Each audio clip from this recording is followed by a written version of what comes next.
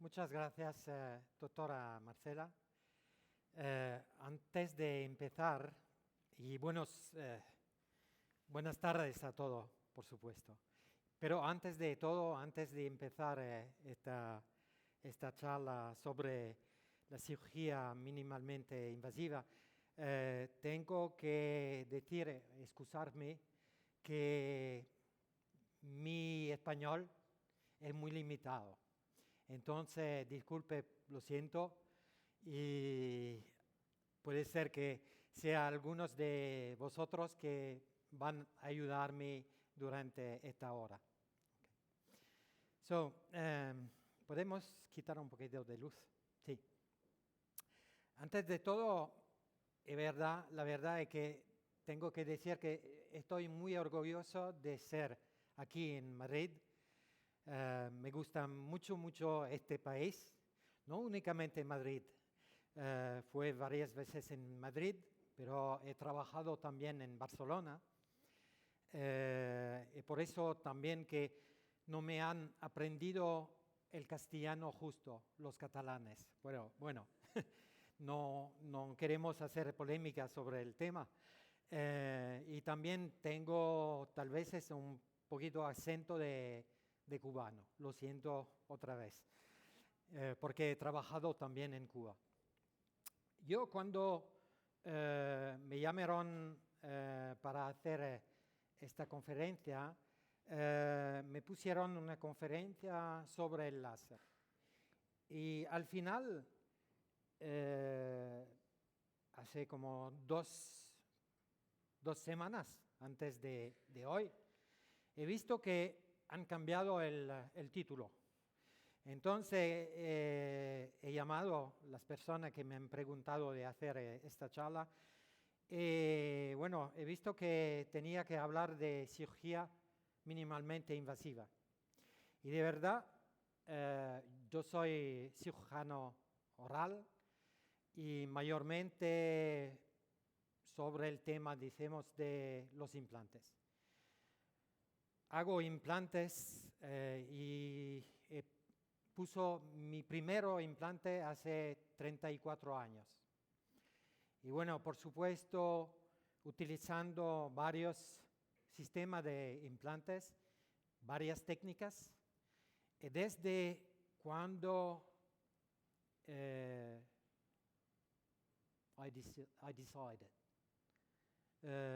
decided.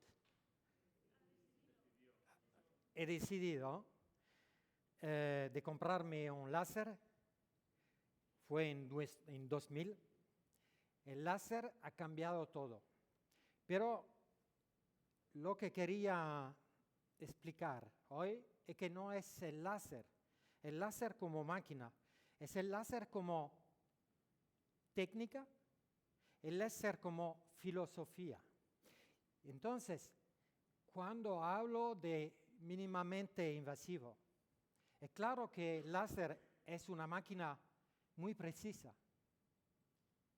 Y por eso que nosotros lo utilicemos para construir coches o algunas cosas más precisas también. Pero la cirugía o la periodoncia mini-invasiva es más de es más de, como lo digo después, es más de un corte. Es más que abrir los tejidos. Es todo una filosofía, todo un concepto completamente nuevo.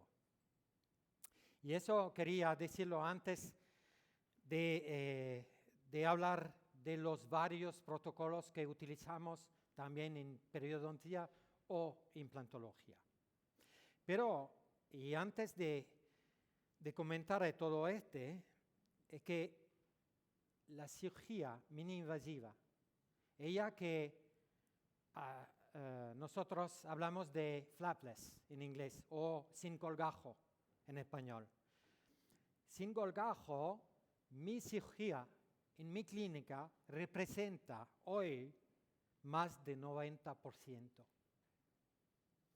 Entonces, quiere decir que ahora, si tengo que trabajar en periodoncia, en implantología, mayormente lo hago sin colgajo.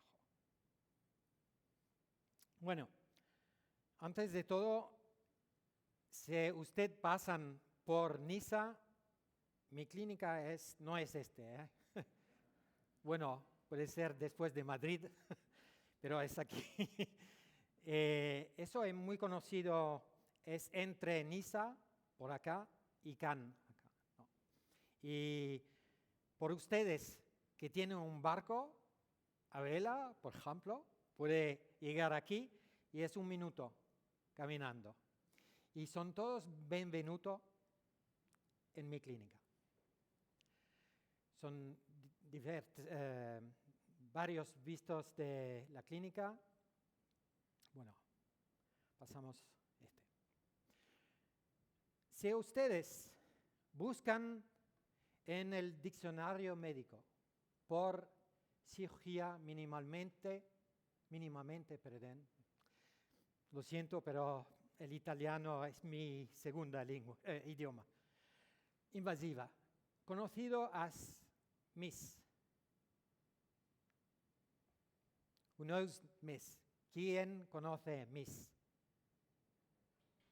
Minimal Invasive Surgery.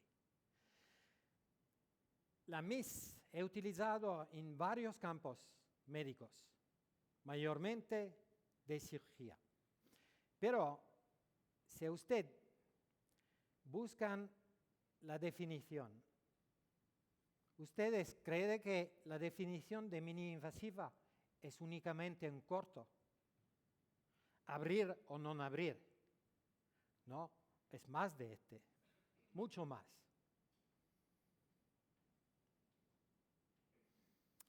La biología es siempre la biología, no podemos cambiarlo, es como la física. Estuvimos hablando de la física. La física es siempre la física, ninguno puede cambiarlo. Pero puede intentar a explicarlo de modo diverso, varios. Pero si la biología se queda biología, pero podemos cambiar el tiempo de esta biología. Es conocido en inglés as healing process. El tiempo, más o menos, de cicatrización. ¿Cuáles son las ventajas de la cirugía mínimamente invasiva, de la MIS? Bueno, evite alguna cirugía abierta. Todo el que abierto es invasivo. Alcanza resultados similares o a lo menos iguales. Y por eso que personalmente me han cambiado mi vida profesional, no personal, profesional. Porque al principio estuvo trabajando convencionalmente, haciendo colgajos. Y una vez he visto que cambiando este protocolo, al final el resultado no estaba peor, estaba también mejor. Es esto que ha cambiado mis protocolos. La recuperación obviamente es más rápida porque somos menos invasivos. Y la estética, claro, mira qué pasa en ortopedia, en cirugía ginecológica o en cirugía cardíaca. Utilizamos siempre la cirugía mini-invasiva. Ortopedia, ginecología abdominal, cardiología, radiología, vascular, neurología, urología, ORL, oncología, maxilofacial. Y puede ser odontología. Pero ninguno puede pensar en este campos, estos varios campos de la medicina mínimamente invasiva, que podemos hacer una cirugía mínimamente invasiva sin algunas máquinas. Hay que ver si hacemos sin colgajos, como vemos, si hacemos una cirugía cardíaca sin poder amplificar lo que vemos, no sirve. Tiene que ser mucho coherente lo que hicimos con los instrumentos. En el segundo, sería una máquina mini-invasiva.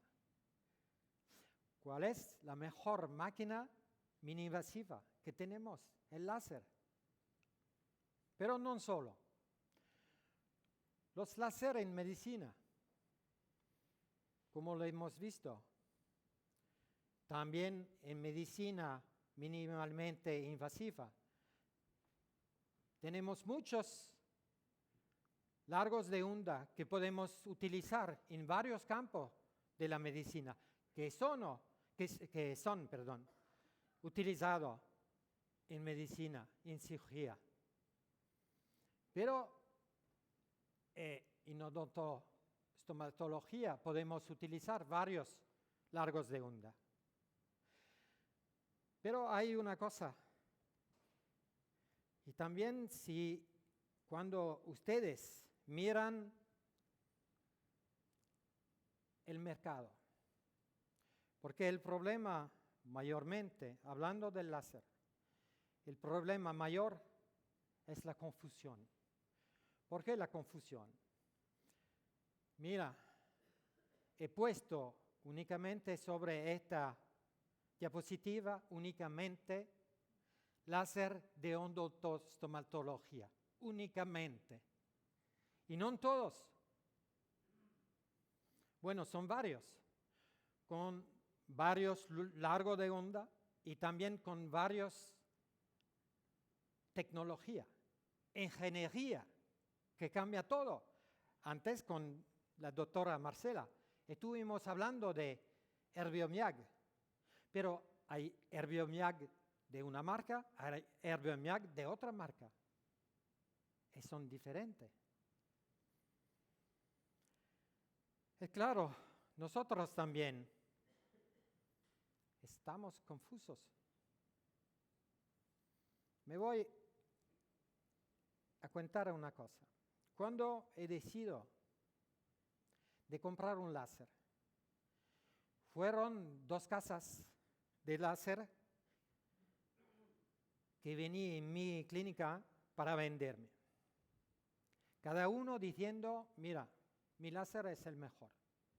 Y el otro, una semana después, no, el láser que tú quieres hacer, cirugía, no, coge el mío, es el mejor. Yo, como mayor parte de la gente que no entiende nada, que nunca utilizó un láser, entendido nada. Entonces, al revés, no he comprado el primero y tampoco el segundo. E hice un máster de láser. Al final de este máster, que ha durado un año,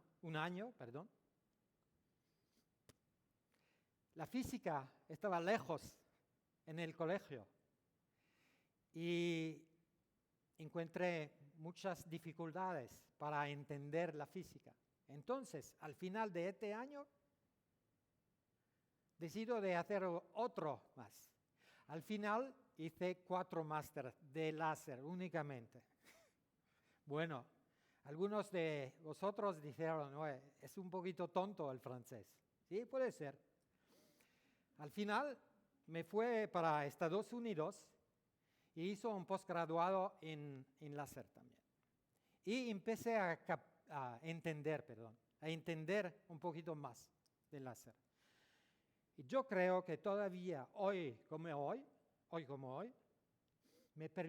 esta física me permite de entender y de poner y de promover algunas terapias. algunos protocolos que son diferentes. Pero bueno, es claro que ustedes cuando vean los numerosos láseres que hay en el mercado, es mucho confuso. Hay una cosa que tenemos que, hablando de los láseres, que tenemos que tener en mente, es que cada láser es específico. Es una característica muy importante del láser. El láser es específico. Específico por los largos de onda y específico, como lo dije antes, por su ingeniería. Puede ser que un láser, por ejemplo, como un neodymium, de la misma largo de onda, puede ser diferente si es de una marca, de otra marca. Pero las características son muy parecidas. Cuando se vea la física de los láseres, tenemos aquí el espectro electromagnético y vemos que aquí tenemos el visible, el espectro visible. Y hay láser de aquí hasta aquí. Nosotros utilizamos más o menos en la parte más estrecha alrededor del visible. Entonces, son, por ejemplo, o de los láseres en el UV, que son exímeres, por ejemplo, los láseres que utilizan los oftalmólogos para hacer cirugía refractiva, pero mayormente utilizamos el láser en el infrarrojo. Hay láseres también en el visible, como el kappa-TPI o otro 600. Mayormente, ellos que utilizamos es en el infrarrojo cerca, se dice cerca o near infrared, cerca o medio. Más o menos aquí. Bueno, puede ser que está muy complicado para ellos que no conocen nada del láser, pero son las curvas de absorción. Pero para hacer más fácil, hay en nuestra especialidad, decimos 2 bandas de largo de onda que utilicemos. Entonces, quiere decir 2 familias en odontología. Hay una banda larga de diodos que más o menos de 500, pero antes, si hablamos del kappa-TPI, son 432, pero hasta el largo de onda del neodimio. Esto es una primera familia, la familia de los diodos. La otra familia que utilizamos es la familia de los erbios. En los erbios tenemos 3 largos de onda. Hay el erbium YAG, el erbium YSGG, no lo sé cómo se puede decir en español erbium YSGG. Well, forget it. No importa. Y la tercera es erbium chromium YSGG.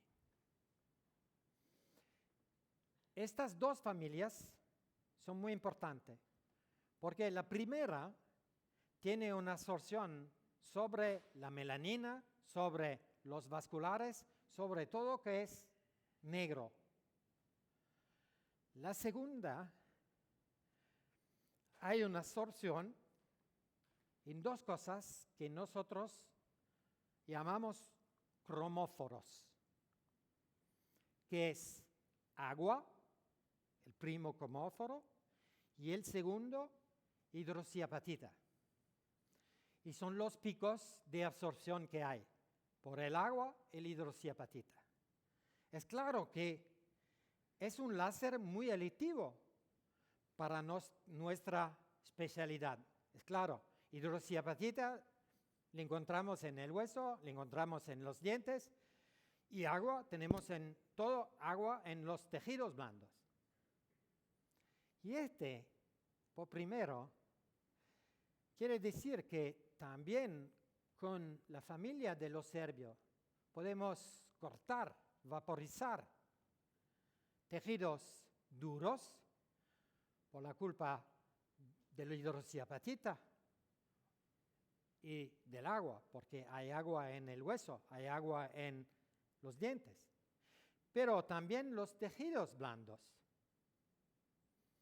La otra, que tiene un absorbimiento, la otra familia, que tiene absorbimiento en la melanina, en la hemoglobina, la oxihemoglobina, más larga. Y podría ser utilizado únicamente en los tejidos blandos o vasculares. Bueno, una otra diapositiva muy importante que habla fácilmente es la penetración en los tejidos. Aquí los tejidos blandos, non-colored tissues.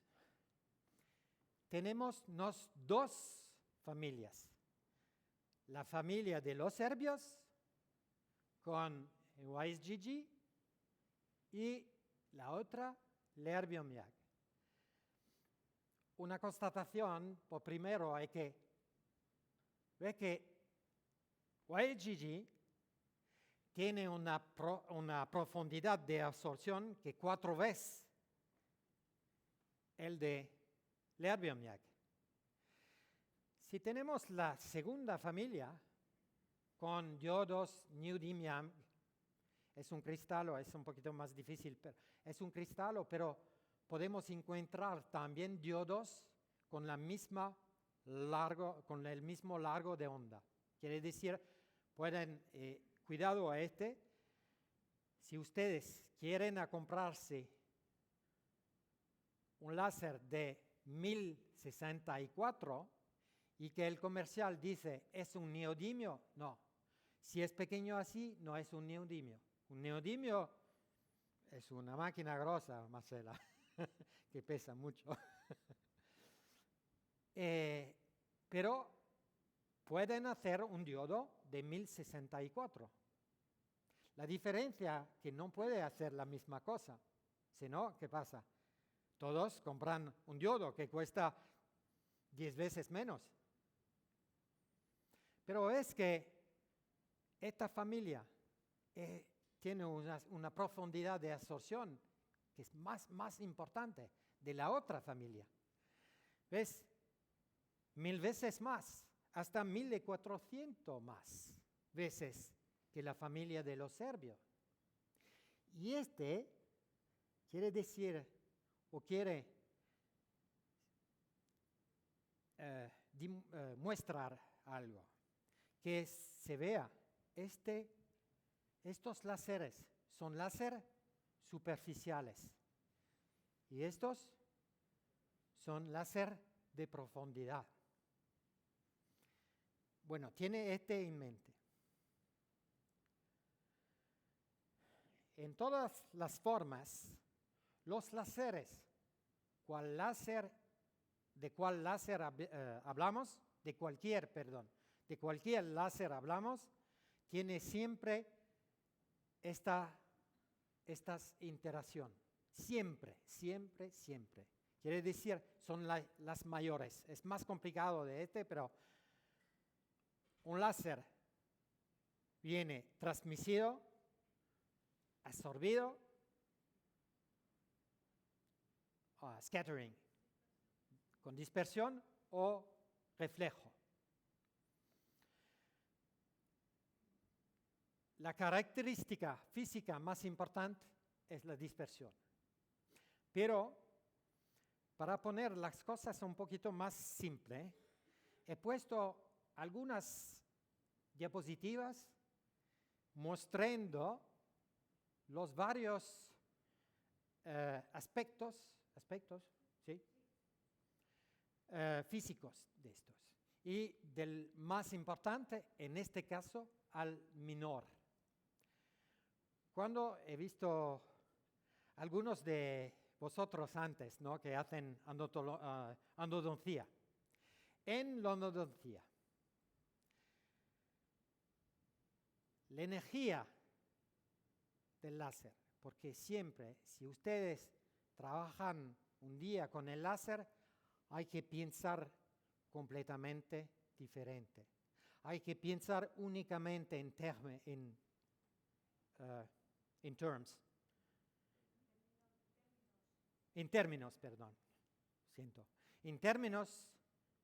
de energía. El láser, ahora le dejo un ejemplo que siempre cojo con mis alumnos, mis estudiantes. Coge una candela, es más o menos el láser. Coge una candela con la llama, y pone la mano encima. Queda la mano, ¿qué pasa? Se quema. De la otra parte tiene siempre esta candela y la mano hace así. No siente nada. Y entre los dos es todo posible. El láser es transmitir una energía en los tejidos. Pero es claro, ¿qué pasa? Mañana, uno de vosotros que está interesado por lo que dijo el francés ayer, dice, bueno, mañana me voy a comprar el láser y no sabe nada. ¿Qué pasa? Bueno, la mano no sabe si tiene a tenerla así o es toda la diferencia. Es la curva de aprendimiento. Pero mira qué pasó. Con el láser tenemos una dispersión. La dispersión, scattering, se llama en inglés, es el factor reflectivo de la energía del láser en varias direcciones. Y hace un scattering. Hay nada que yo puedo... No, no. Pero hay múltiple reflexión of the beam, del rayo. Y mira lo que pasa. Este es un diente, un molar, y ponemos un láser. Un láser hay siempre una luz de guía, como ¿no? Que hace lo que pasa.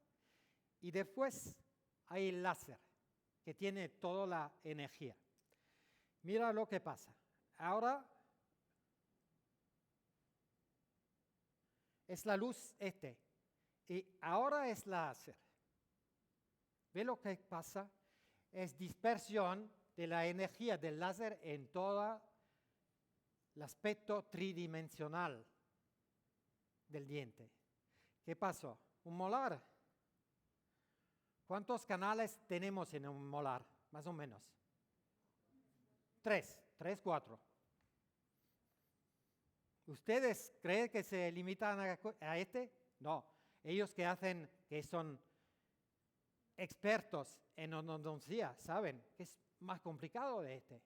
Hay los canales del delta apical, hay los canales lateral, hay los diverticulares, hay varias cosas, las anastomosis y etc.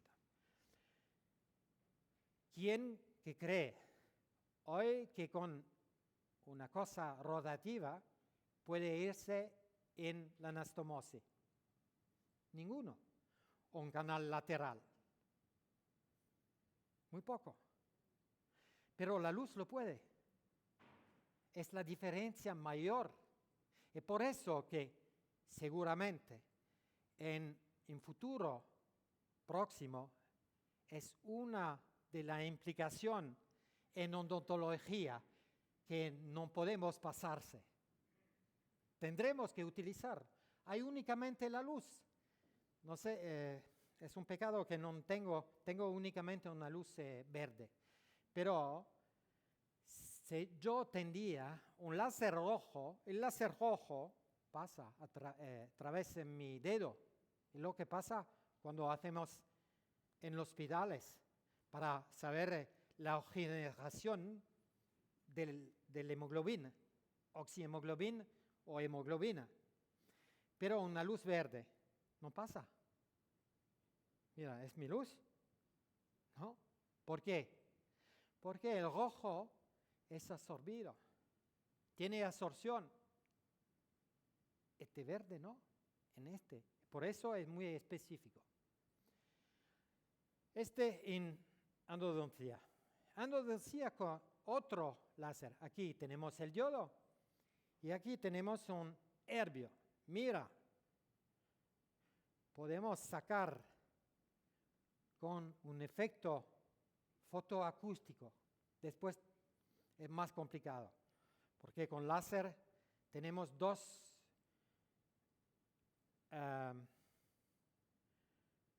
aspectos físicos mayor que hay, fototérmico y fotoacústico. Todos los láseres son fototérmicos, todos. Pero el herbio coge parte de su energía que se transforma en fotoacústico. Bueno, no tenemos bastante tiempo para hablar de este, pero es muy específico. Aquí, con un nervio, necesitamos mucha absorción, pero al mismo tiempo transmisión.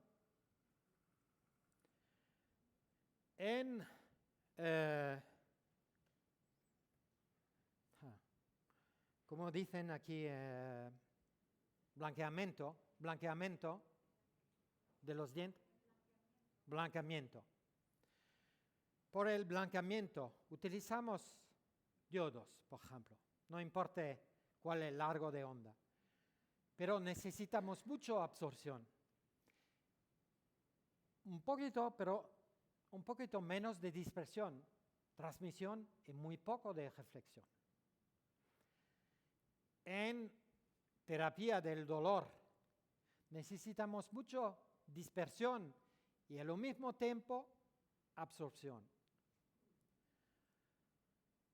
En dermatología, bueno, es otro láser que utilizamos en dermatología, mayormente es neodymium YAG, pero Q-switch. Q-switch quiere decir que tiene pulsos muy rápidos, muy cortos. Pero para quitar un tatuaje, hay dos posibilidades, por ejemplo, con el láser. Bueno, con la lama fría es fácil, corta de aquí hasta allá, quita y se acabó. Con el láser podéis utilizar un CO2. El CO2 será ablativo hasta el negro, hasta la encre, tinta, hasta la tinta, y haciendo la vaporización de la tinta, quita la tinta, pero deja una herida. Lo mejor es el Q-switch, neodymium YAG, Q-switch. Quiere decir, ¿qué pasa? El tatuaje, la tinta, es en profundidad de la piel. Entonces, esto largo de onda pasa a través de la piel, como si fuera un vidrio, hasta que llega absorbida del negro. ¿Cómo es absorbido del negro? La energía que llega hasta esta tinta en muy poco tiempo explode. Es así que al final se vea sobre los pacientes que se quitan los tatuajes es muy nubuloso, ¿no?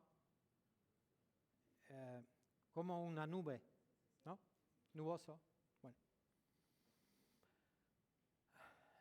En decontaminación. Yo personalmente en cirugía utilizo únicamente mi diodo en decontaminación. Toda la parte cirugía es el factor del herbio. ¿Pero por qué? ¿Ve? Es mi diodo, de aquí hasta aquí. Puede descontaminar los tejidos en profundidad, los tejidos duros y los tejidos blandos. Aquí quería mostrar qué podemos hacer. Los tejidos, hemos hablado de este antes. Los tejidos blandos de gingivectomía, por ejemplo, con un nervio, aquí un nervium chromium o SGG, o un diodo.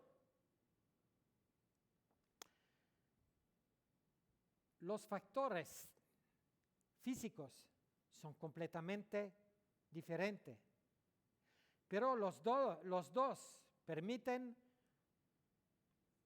una vaporización de esos tejidos blandos. Bueno,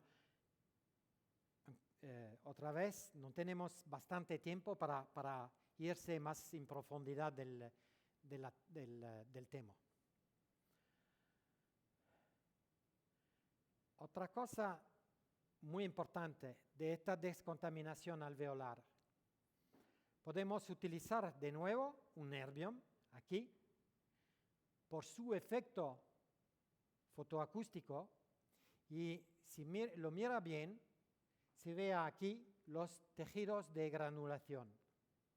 El efecto fotoacústico, que es más o menos para explicar, un efecto fotoacústico es más o menos el efecto que puede hacer la cavitación de un piezo.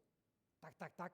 Y bueno, sube los tejidos o los que sean duros o blandos. Y lo que pasa aquí es que podemos sacar los tejidos de granulación, que es un tejido infectado o de inflamación, más fácilmente, no quitando el tejido duro. Y con un diodo, el diodo no puede ser utilizado sobre los tejidos duros, porque tiene un efecto fototérmico. Si tiene este efecto térmico sobre el hueso, pierde el hueso, se llega en necrosis.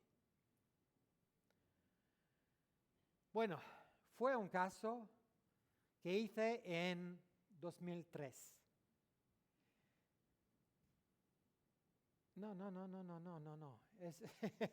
Hay un error aquí.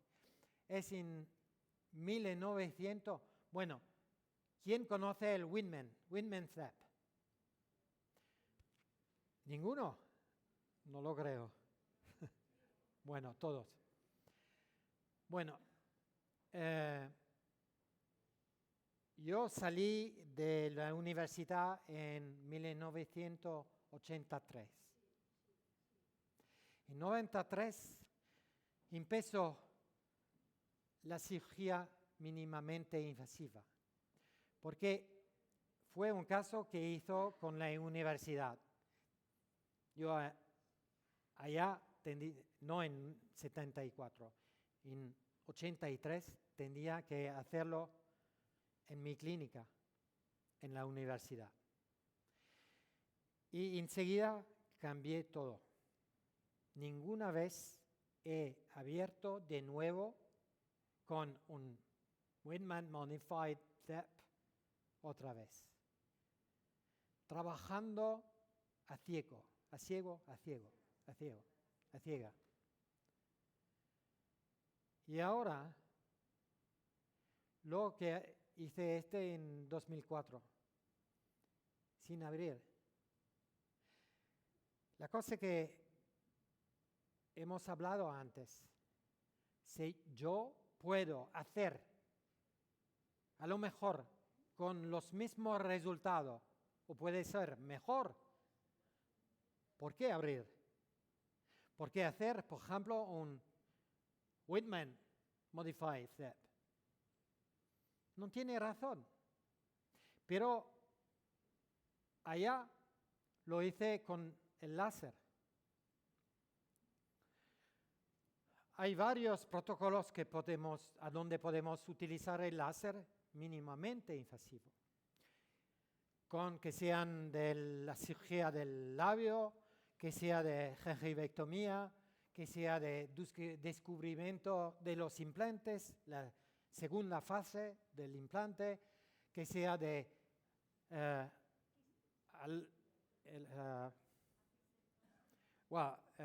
hay apicectomía también, hay alargamiento de coronal, gracias. Bueno, fue con los tejidos blandos. En implantología, mira, implantes, es fenomenal. En los 10 últimos años es fenomenal el número de implantes que ponemos. 250 marcas de implantes en el mundo. 150 fabricantes de implantes en los 5 continentes. Y el mercado de los implantes en 2015, $7.365 millones. Bueno, la implantología es simple. No sé cuántos de vosotros hacen implantología, pero poner implantes a donde tenemos tejidos, bueno, mayormente duros, cuando hay el hueso en volumen, en cantidad y en calidad. Mi hijo de 12 años puede hacerlo, ¿verdad? Comparativamente a un endodontista es noche y día. Pero cuando leemos la prensa científica, tenemos, bueno, últimamente 80 ICs, que al final se revisaron y tenemos no más de 90, porque a largo tiempo cambian las cosas. Y de seguro, numerosos de vosotros que han entendido periimplantitis. Y yo quería hablar de periimplantitis si tenemos el tiempo al final de esta charla.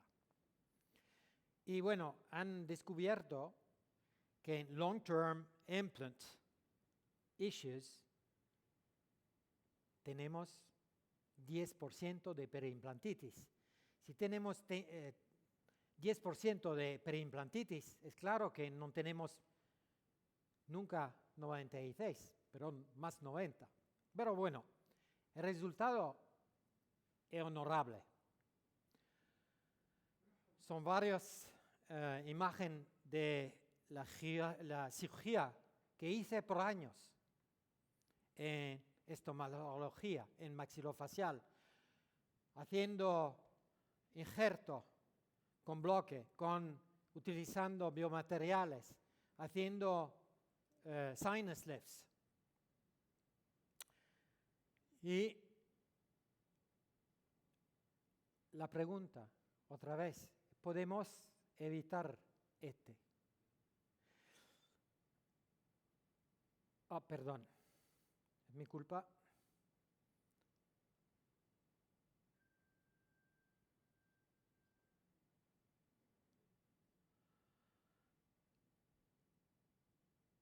Otra pregunta. ¿Son estos injertos de hueso una necesidad? ¿O son siempre necesarios los aumentos óseos? Se puede decir óseos o se dice de hueso, ¿no? Puede.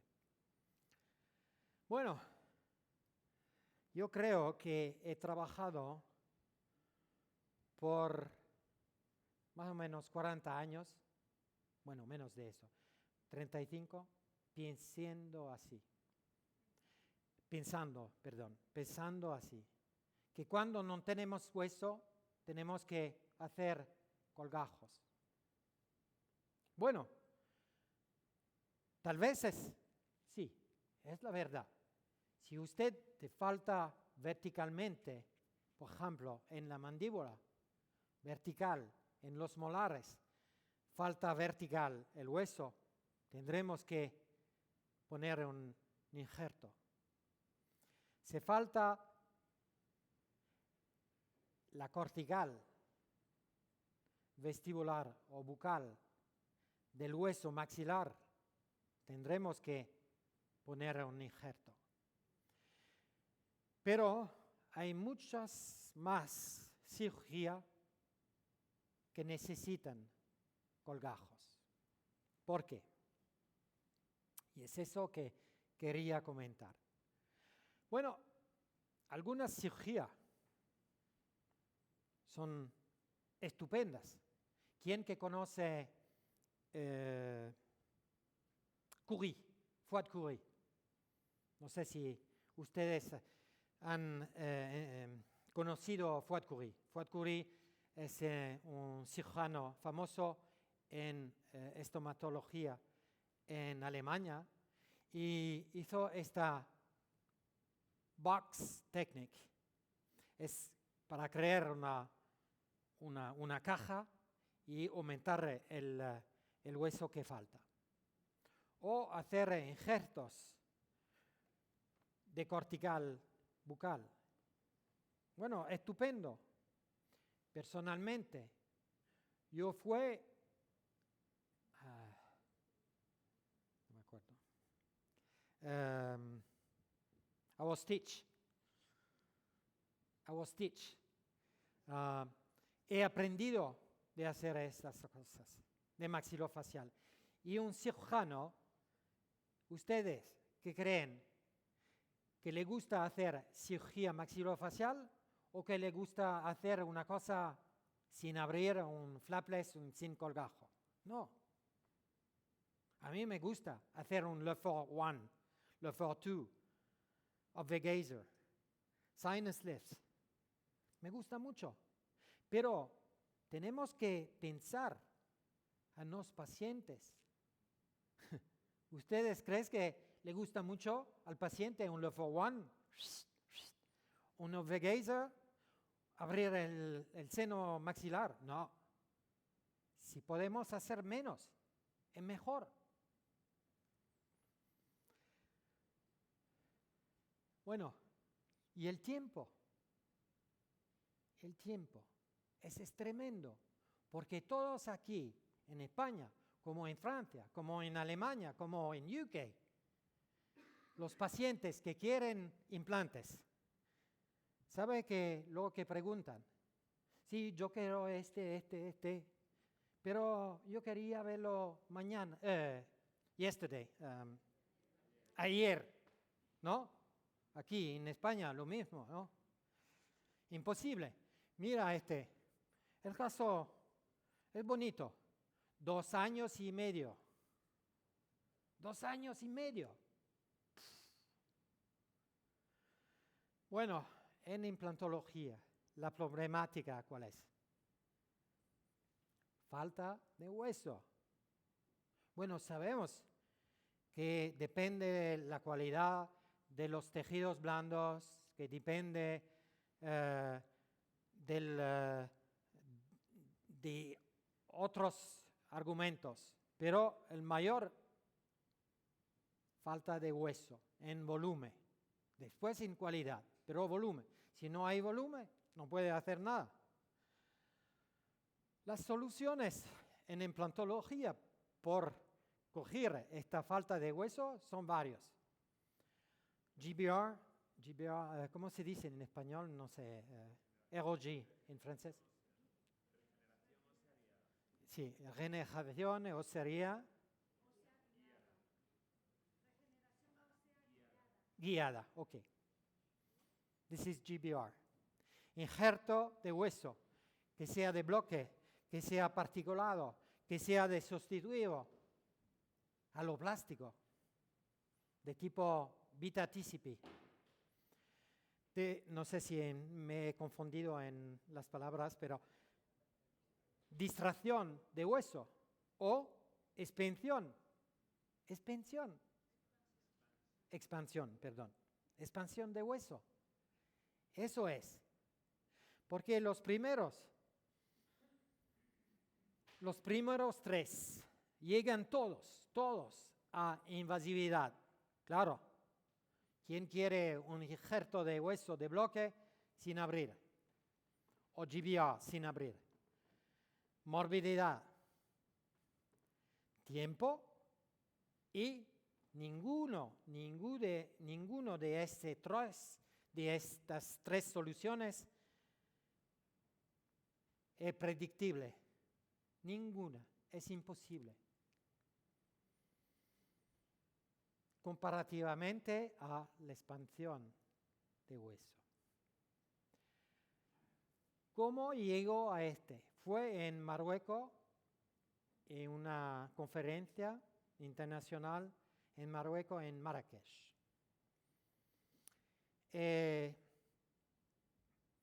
Encontré el doctor Essam Nussery. Essam Nussery es el director de la periodoncia en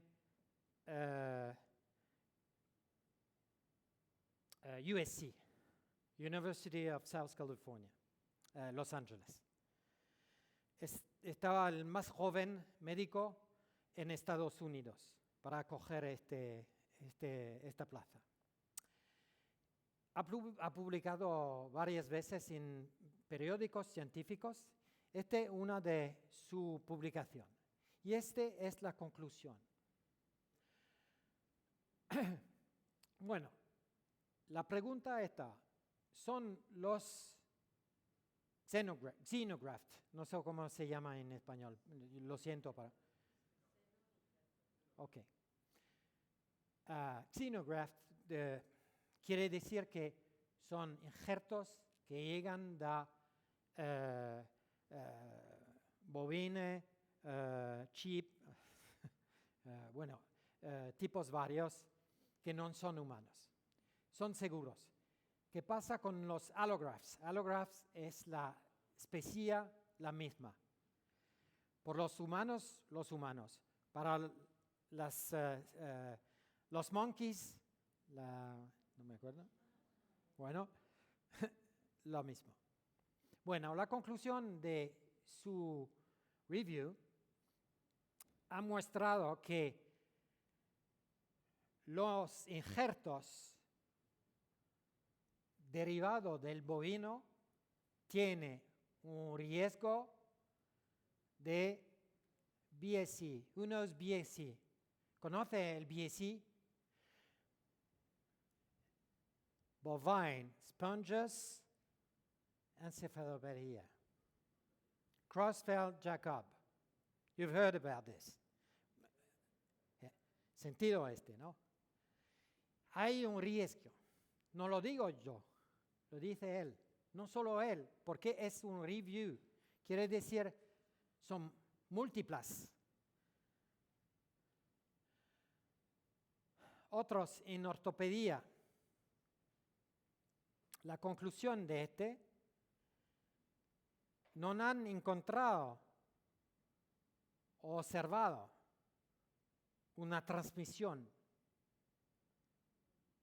de esta BSE, Pero ¿qué pasa? En ortopedia han dicho a los ortopédicos no utilizar más los xenografts. ¿Por qué? Es peligroso. ¿Hay alguien aquí que puede explicarme que una cosa en cirugía humana que está peligrosa en ortopedia no sea más peligrosa en estomatología? Es raro, ¿no? Otro aquí que fue publicado en Spine. Spine es una publicación mayor en Estados Unidos de ortopedia. Y estaba un estudio sobre los monkeys. Ok. Y dicen que hay una posibilidad de transmisión del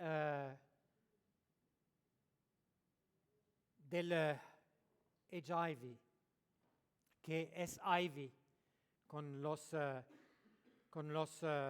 monkeys. Es la conclusión de este.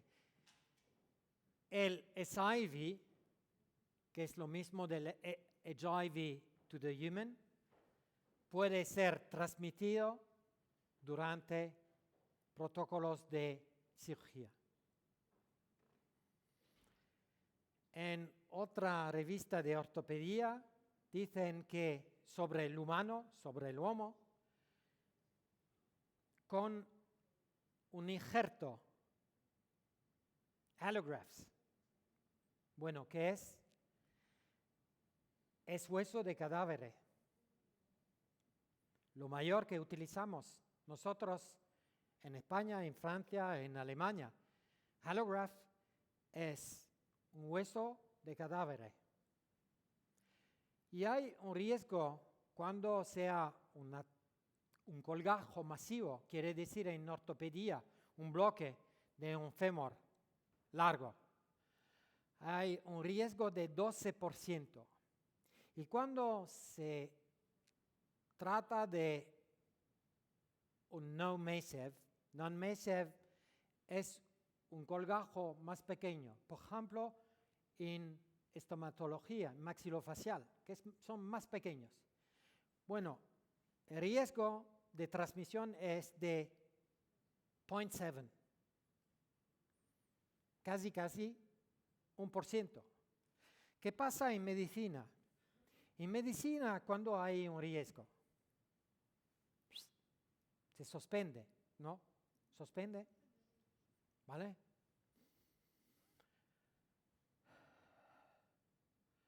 Otros. Es la conclusión de Orthopedics. Orthopedics es la revista mayor en ortopedia. 2012. Bueno, me voy a traducir porque me gusta esta conclusión. El próximo virus o el patógeno no conocido, todavía no conocido, es siempre a la horizonte, es siempre lejos, pero allá. Y yo creo que dentista también, como los médicos, como todos los humanos, tiene una mente muy corta, reducida. ¿Sabe que lo que pasó 35 años antes con HIV, AIDS? Cuando fue descubierto el AIDS, ninguno sabía de lo que sea, del virus. Ninguno sabía cómo se podía transmitir. Y la cosa es que siempre, en 10 años, podemos encontrar un patógeno o un virus que no conocemos todavía.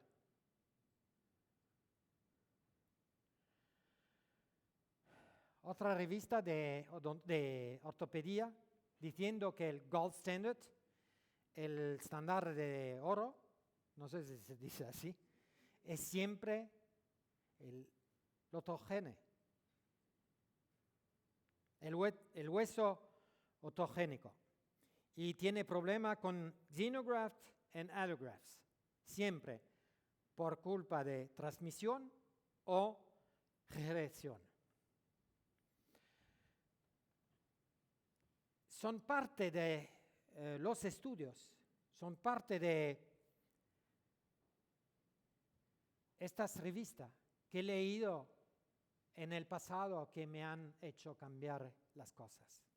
No quería, he utilizado xenograft, uno que se conoce mucho en todos los países, que empieza con la B, que acaba con la S, que está producido en Suiza,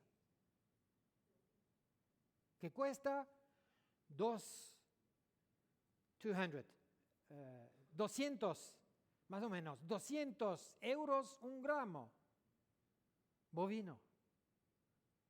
Y nos utilizamos sin saber cuál podría ser el riesgo. Hay riesgo. Y ahora, si podemos hacer alguna cirugía sin riesgo, porque es el hueso del hueso, y podemos utilizar la biofísica del hueso, por ejemplo, sin utilizar los biomateriales. Bueno, ya, aquí estamos. Cuando hablamos de implantes, hay un factor fundamental, es la estabilidad primaria. Sin estabilidad primaria no hay implantes. Esta estabilidad primaria depende del hueso, cualidad, cantidad, depende del implante, del design del implante, de la forma, de las espiras, de la conexión, y depende del protocolo, cómo lo pone este implante. Es muy importante también, porque podemos utilizar un implante el mejor que sea y, bueno, no carga. Es como si yo mañana me voy a manejar un Fórmula 1, bueno, hago 100 metros y puff, el muro. Y los tres siempre interactivos. Bueno, hacemos un poquito de revisión, que sabemos todo. ¿Tiempo? Bueno. ¿Verdad? ¿Cuánto tiempo? Uy, bueno. Tejidos blandos.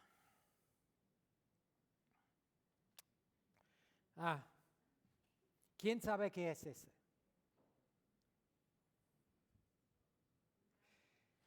El periósteo of the skull, de la cabeza. Mira, en maxilofacial tal vez tenemos que hacer esto, por ejemplo, en este caso para reconstruir los senos frontales. Cuando ha hecho puede tirar el paciente así. Ya está ella. Es muy resistente. Pero mira, the vessels, los vasculares. Es periósteo, el periósteo under the microscope, bajo el microscopio. Bueno, el periósteo tiene dos layers, dos capas. La capa externa, muy fibrosa, y la capa interna, que tiene algunos vasculares, pero tiene mayormente las células preóseas. Mira, otra vista con la capa externa, capa interna. Capa externa muy fibrosa, lo que deja al periósteo su tenida, su resistencia, y el otro se llama cambium layer. Cambium en latino quiere decir cambiar, change. ¿Por qué Se mira sobre microscopio, se vea los fibroblastos y aquí son las células pre-osteoblastas. Quiere decir que tengo que ir un poquito más deprisa. El periósteo tiene dos factores fundamentales: su resistencia, el bandaje y promoción de las células nuevas hueseas. Es por eso que nosotros cambiamos la mayoría del hueso, que sea los huesos largos o los huesos más pequeños. Cambiamos el volumen de este oso a 70% con el periósteo. Pero al mismo momento, ¿quién sabe aquí el porcentaje de vascularización del periósteo comparativo a la vascularización endóstea? Bueno, ayudo. 75% vascularización periosteal y el resto por endosteal. Quiere decir, cada día, cuando hacen una cirugía con colgajo, ¿qué hacen? Corta el periósteo. Quiere decir quitarse 75% de la vascularización. Ustedes saben todos, cuando hay vascularización, bueno, si la cirugía está hecha no mala, tal vez buena, puede ser que podemos salvar algo. Cuando no hay vascularización, no hay tejidos. Y nosotros hacemos cada día el contrario. Colgajo largo. Muchas veces ponemos una membrana y la sutura encima. Es una locura. Hacemos completamente el contrario. Bueno, mira lo que pasa, el proceso de cicatrización de hueso, un hueso largo. Aquí hay una fractura. Hay una fractura. Cuando hay fractura de la cortical, se llama Greenwood fracture. Una fractura tallo verde. ¿Ok? Hay un hematoma y mira, son las dos capas de periósteo, fibroso, externo y interno. Fibroso hace como un bandaje, mantiene los dos trozos de hueso. Y en el mismo momento, el hematoma, gracias por la capa interna que produce las células indiferenciadas, produce 9 células. Y se transforma. Esto es el proceso. Pero si nosotros cortamos, ponemos una membrana, ¿qué pasa? Demora mucho más. Bueno, ¿por qué podemos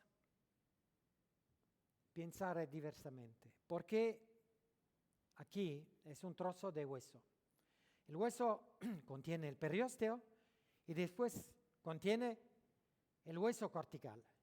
El hueso cortical, comparativamente al hueso trabeculoso, que se llama esponjoso, uno se puede compactar, se puede espensar. El otro no. El otro es la cortical. Y la cortical tiene una vascularización muy sencilla. Este quiere decir, no hay problema de expensar un hueso trabecular, pero cuando se expensa la cortical o cuando se fractura la cortical, está finito. Y por eso que muchas veces poniendo un implante muy cerca del muro o de la cortical bucal o lingual, también si decimos radiología, que se vea radiología no tridimensional, pero bidimensional, la radiología que tenemos todos en las clínicas, se vea mesial y distal. Bueno, perfecto. Al final, cuando hace una tridimensional, se vea, falta el hueso cortical o bucal, vestibular o lingual, que llega a una periimplantitis. Entonces, cuidado a un estrés de la cortical. Al final, el mejor hueso, el hueso remodelado, el hueso del paciente mismo, el hueso que puede regenerarse. La mejor membrana, ¿cuál es? El periósteo. Basta. No hay que buscar otro. Bueno, me voy a quitar todo disculpa, pero yo quería... Hay varios instrumentos, como por ejemplo, que es un osteótomo mecánico que permite de expensar el hueso. Hay otro instrumento como se llama ExoSafe. Es como un periósteo o como un elevador mecánico que permite en estos casos, porque varias veces tenemos el paciente edontulado, pero tiene un diente, pero no queremos hacer un colgajo, abrir. Entonces, tal vez es difícil porque no se vea. Con un instrumento así puede poner y quitar la muela sin dificultades. Es un truco también. Lo tengo, son dos casos. Un caso 2 aquí de mi amigo Anitua de Vitoria, los vascos, después los catalanes, los vascos. Y mi amigo hice un libro que es muy interesante, pero poniendo un caso así, a donde utiliza los expensores. En esta idea de expensar el hueso trabecular. ¿A dónde hay un fallo aquí? Utiliza el pointer, utiliza el drill, guide drill. Lo siento, no conozco el nombre, ¿ok? Y varios expensores. Pero ¿qué pasó? Y pone un implante. ¿Qué pasa aquí? Hizo un colgajo, porque los dos casos son diferentes. Con colgajo, sin colgajo. Mira, ¿qué hay aquí? Una fractura en leño verde. Fractura de la cortical. ¿Qué pasa? Después pone el implante, fractura aquí y hace la sutura encima. Encima de hace una radiografía, perfecto, mesial, distal, no hay problema. Al final, periimplantitis, después de 6 meses, 1 año, 2 años, pero periimplantitis. Aquí lo mismo. Sin colgajo, pero yo lo asumo. Puede ser que hacemos una fractura de la cortical. ¿Cuál es la diferencia? Sin colgajo, el periósteo está allá. El periósteo es el que te produce las células indiferenciadas que se van a transformar en pre-osteoblast, osteoblast, osteocytes. El hueso vero. Bueno, son varios los management que podemos hacer. Por ejemplo, es pensar el hueso del septum, de molar, sin colgajo. Y este es el cadáver, este el vivo. Mira lo que pasa. Extracción del molar, expansión. Fue el único error. El fallo estaba un tornillo de cicatrización más pequeño. Tengo que ponerlo, estaba antes. Otros casos con sinus lifts. Aquí, mostrando con un colgajo, utilizando biomateriales. Aquí, no biomateriales. Y después de varios meses, podemos poner nuevo hueso. Aquí también, una extracción, poniendo el implante sin utilizo de biomateriales. Y mira, el hueso es generativo, pero sin utilizo de biomateriales.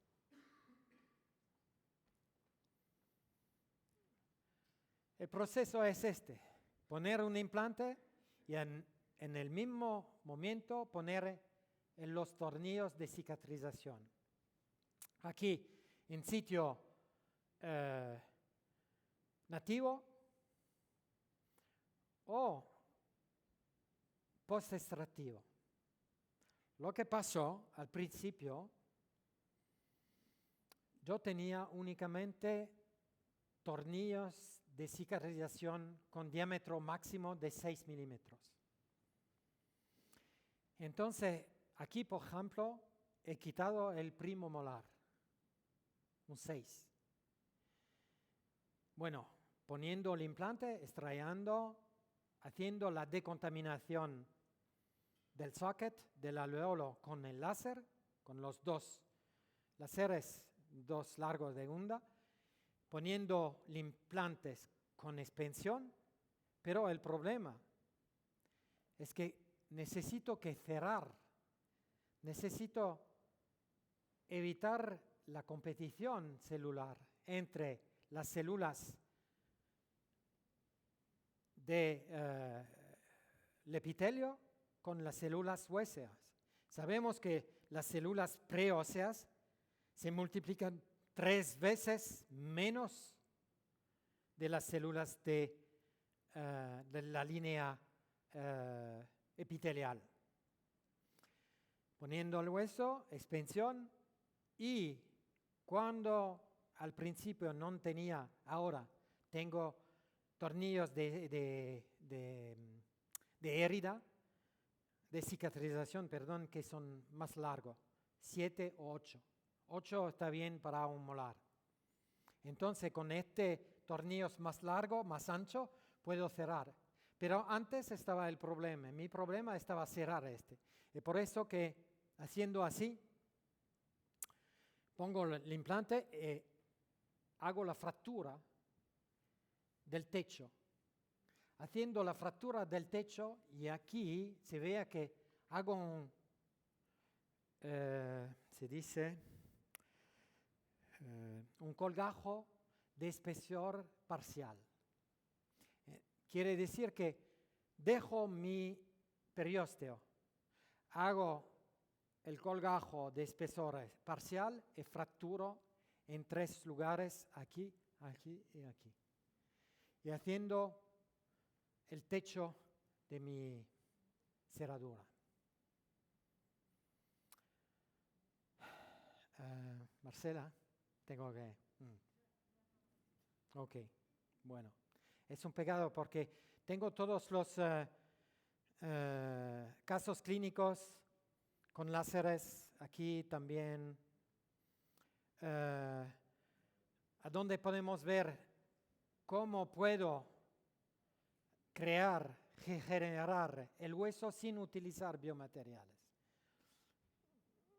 Por ejemplo, en este caso, hemos puesto 3 implantes sin biomateriales. Y el hueso, después de 5 meses, el hueso nuevo. Los senos son perfectos, transparentes. Otros casos clínicos. Mira, después de 6 meses.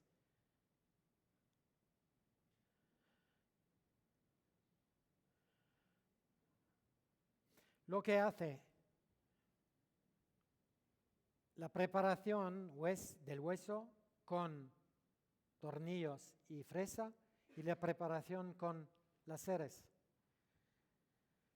Con los tornillos deja detritos de hueso, deja el smear layer, no sé cómo se llama el smear layer en español.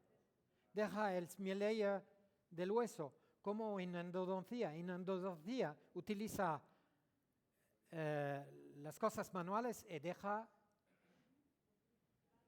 los detritos. Cuando se utiliza un láser, no, se limpia todo. Es completamente diferente. Y se quita la fase acuosa, la fase que es la medular, pero dejando la fase calcificada. Cuando pone un implante, ¿cuál es lo que cuenta para la estabilidad primaria? ¿La parte calcificada o la parte medulosa? La parte calcificada. Y eso lo podemos hacer porque podemos expensar este hueso. Este no, la cortical no, pero el hueso trabecular sí. Bueno,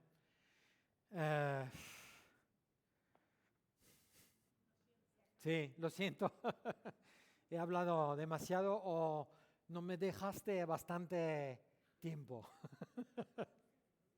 Bueno, puede ser otra vez que hablamos de todo utilizo, por ejemplo, sin biomateriales, tenemos un gap de, no es centímetros, es milímetros, sobre diente infectado, los resultados, para hacer una conclusión. Yo creo que últimamente tenemos muchas posibilidades de trabajar en mini-invasivo, pero hay lo llamamos así, un problema mayor. Es la presión de las casas farmacéuticas medicales, que pone una presión tal que cada médico tiene que utilizar biomaterial, porque es claro, ellos tienen que vender. Pero yo quería explicar cómo podemos pensar, puede ser diversamente, y girarse sobre una visión mínimamente invasiva, utilizando el poder de generación de los tejidos que tenemos. Y tengo únicamente, mira, una cosa increíble. Lo siento, Marcela, pero son 30 segundos. Y solo para enseñar cómo podemos y cuál es la posibilidad de generación de los tejidos que tenemos en nuestro cuerpo, sin utilizar nada. Esta es una revisión de una herida sobre un paciente que hizo un accidente de carro, de los cubanos, de coche. Y bueno, la herida está aquí, y subiendo el labio, la herida se ve. ¿Qué es una herida? Una herida es una reacción fibrosa de un tejido blando. Entonces, es tejido fibroso.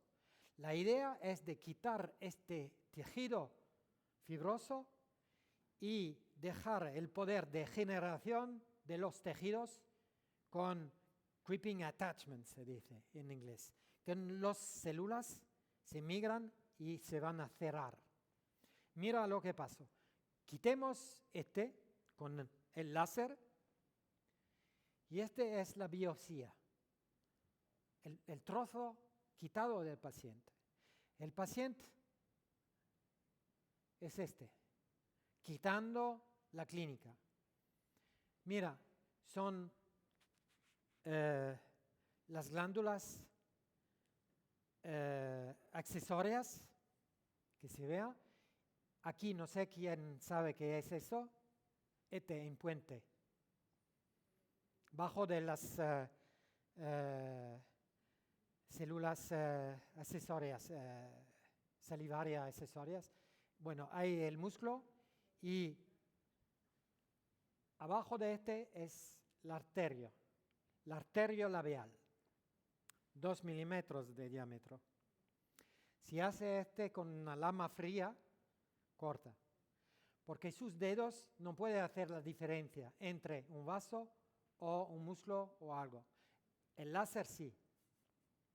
Bueno, el paciente quita así, es otra foto del paciente. Quita la clínica así. Mira qué pasó después de 4 meses. ¿A dónde está la herida? No hay más. No hay más, ¿por qué? Si este paciente, quitando la clínica, le hago una sutura, tejido fibroso de nuevo, pero mira el potencial enorme que tienen esos tejidos para regenerarse. Uy, perdón, siempre para mí es difícil. Otra, mira, ¿a dónde la herida? No hay más. Otro caso, un jovencito, tenía una herida, mira, así, cayendo del skateboard, on the concrete, right? Mira, le hemos quitado los tejidos fibrosos, quitando la clínica así, y mira, no hay más, no hay más. Este es verdad en los tejidos blandos, como es verdad en los tejidos duros. Bueno, el diente es diferente, porque también si podemos algunos, como, pero por ejemplo, el esmalte es imposible. Pero la dentina sí. Pero mira, es un potencial increíble. Ya.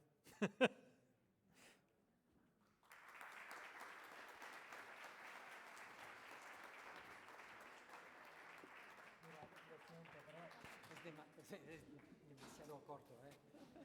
Necesito 2 o 3 horas. Yo quiero dar las gracias públicamente a la Casa Comercial que nos ha ayudado que hoy tuviéramos aquí al doctor Gils. Ha venido especialmente para esta conferencia, ha llegado hoy, se va mañana y por eso lamento que no nos pueda enseñar todo lo que ha traído.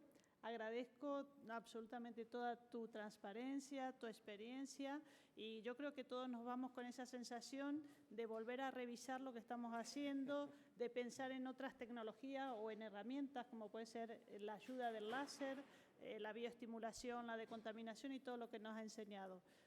Muchísimas gracias por todo, ha sido magnífico y un nuevo aplauso que te lo mereces. Muchísimas gracias.